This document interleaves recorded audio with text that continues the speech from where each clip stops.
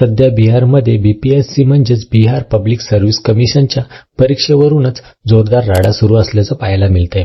बीपीएससीच्या 17व्या वर्ष परीक्षेतील नॉर्मलायझेशनच्या प्रक्रियेला विद्यार्थ्यांकडून जोरदार विरोध केला गेला. बिहारची राजधानी पटना येथे असल्याचे बीपीएससीची कार्यालयासमोर विद्यार्थ्यांकडून जोरदार आंदोलन सुरू झाली. बिहार पोलिसांनी आंदोलकांना रोखण्यासाठी त्यांच्यावर लाठीचार्जही केला. त्यांचे व्हिडिओही सोशल मीडियावर व्हायरल झाले. यावरूनच सरकार मोठ्या प्रमाणात टीकाही करण्यात आली. पण या सगळ्या राड्यात सगळ्यात जास्त चर्चा झाली ती फैजल खान याच्या अटकेची. युट्यूबर आणि स्पर्धा परीक्षांसाठी कोचिंग क्लासेस घेणाऱ्या फैजल खान यांना खान सर म्हणून ओळख आहे. त्याच खान सरांना पोलिसांनी शुक्रवारी ताब्यात घेतलं. त्यामुळे हे आंदोलन आणखीनच पेटलं. दरम्यान रात्री त्यांना पोलिसांकडून सोडूनही देण्यात आलं. तसेच नॉर्मलायझेशनच्या या प्रक्रियेवरून बीपीएससी आयोगाकडून स्पष्टीकरणही देण्यात आलंय. हे संपूर्ण प्रकरण नेमकं आहे काय? विद्यार्थ्यांकडून विरोध होत असलेली नॉर्मलायझेशनची प्रक्रिया नक्की आहे काय?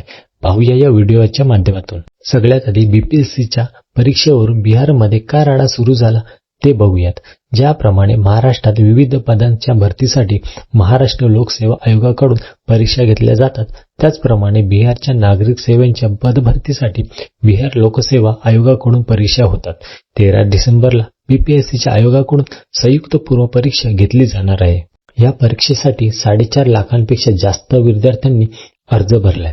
त्यामुळे या परीक्षेला अवघे काही दिवस असताना विद्यार्थ्यांकडून या परीक्षेच्या विरोधात आंदोलन छेडण्यात आलं.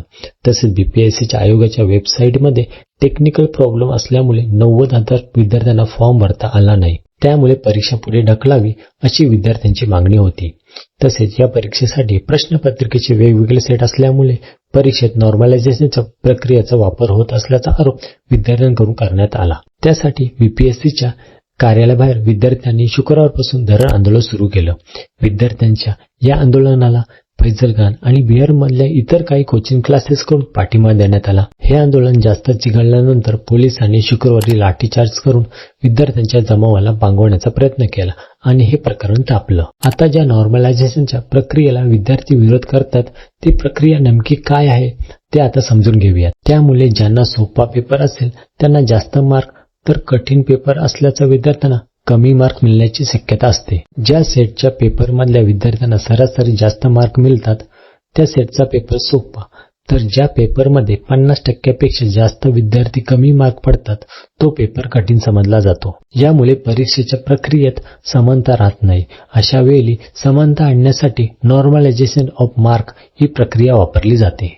या प्रक्रियेमुळे सरासरी मार्क बॅलन्स केले जातात.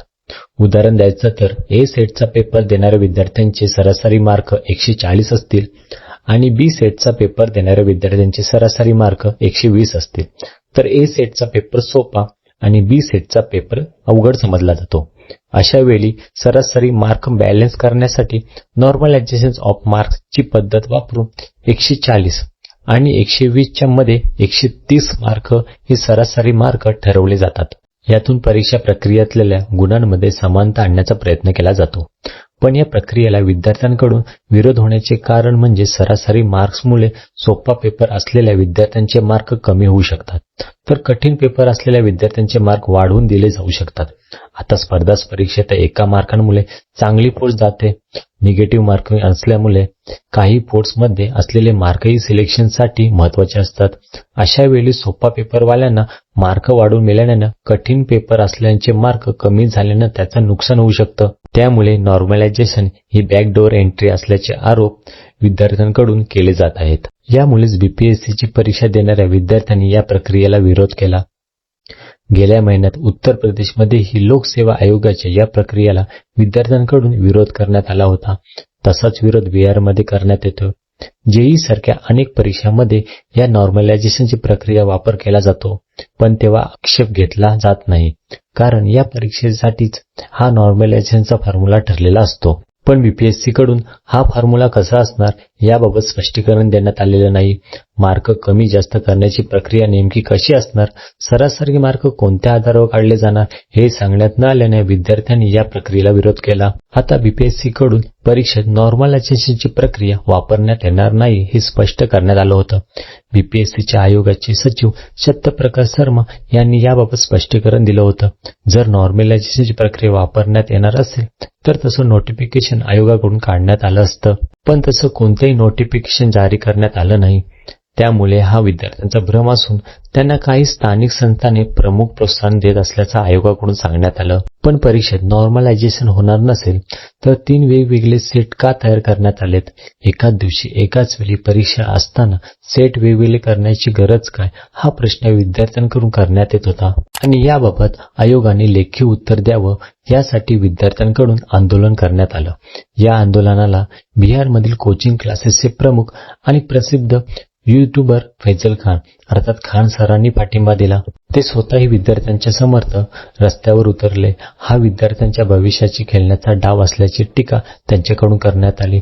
स्पर्धा परीक्षांच्या विद्यार्थ्यांना आपल्या अनोखी शैलीत शिकवणारे खान सर हे सोशल मीडियावर प्रसिद्ध आहेत, पण त्यांनी नॉर्मलायझेशनच्या प्रक्रियेला विरोध केल्यामुळे ते जास्त चर्चेत आले. नॉर्मलायझेशनची प्रक्रिया रद्द केल्याशिवाय ते आंदोलन मागे घेणार नाही असा इशाराही त्यांनी दिला. यामुळेच बीपीएससीची परीक्षा देणाऱ्या विद्यार्थ्यांनी या प्रक्रियेला विरोध केला. गेल्या महिन्यात उत्तर प्रदेशमध्येही लोकसेवा आयोगाच्या या प्रक्रियेला विद्यार्थ्यांकडून विरोध करण्यात आला होता. तसाच विरोध बिहारमध्ये करण्यात येतो. जेईई सारख्या अनेक परीक्षांमध्ये या नॉर्मलायझेशनची प्रक्रिया वापर केला जातो, पण तेव्हा आक्षेप घेतला जात नाही, कारण या परीक्षेसाठीच हा नॉर्मलायझेशनचा फॉर्म्युला ठरलेला असतो. पोलिसांच्या या लाठीचार्जनंतर फैजल खान यांची प्रशासन विरोधात आक्रमक भूमिका घेतली. बीपीएससी कडून नॉर्मलायझेशनची प्रक्रिया लागू करण्यात येणार नसेल तर त्यावर लेखी स्पष्टीकरण का दिलं जात नाही? स्पष्टीकरण द्यायचं सोडून विद्यार्थ्यांवर लाठी उगारण्याची ही कोणती नीती आहे, असे सवाल त्यांच्याकडून विचारण्यात आले.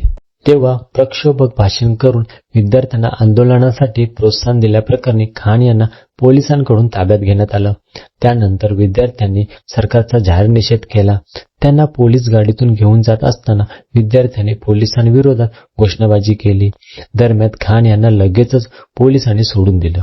त्यांना अटक झाली नसून परिस्थिती नियंत्रणात आणण्यासाठी त्यांना फक्त ताब्यात घेण्यात आल्याचं पोलिसांकडून सांगण्यात आलं. या सगळ्या राड्यानंतर बिहार लोकसेवा आयोगाचे अध्यक्ष रवी मनुभाई परमार यांनी 13 तारखेला होणाऱ्या परीक्षेसाठी नॉर्मलायझेशनची प्रक्रिया लागू होणार नाही असं स्पष्ट केलंय. तसेच या प्रक्रियेबद्दल अफवा पसरवण्यात आल्याचा दावाही त्यांच्याकडून करण्यात आलाय. त्यामुळे आता हे आंदोलन शांत झाले. नॉर्मलायझेशनच्या या प्रक्रियेबद्दल आणि या संपूर्ण प्रकरणाबद्दल तुम्हाला काय वाटतं याबद्दलच्या तुमच्या प्रतिक्रिया आम्हाला कमेंट करून सांगा.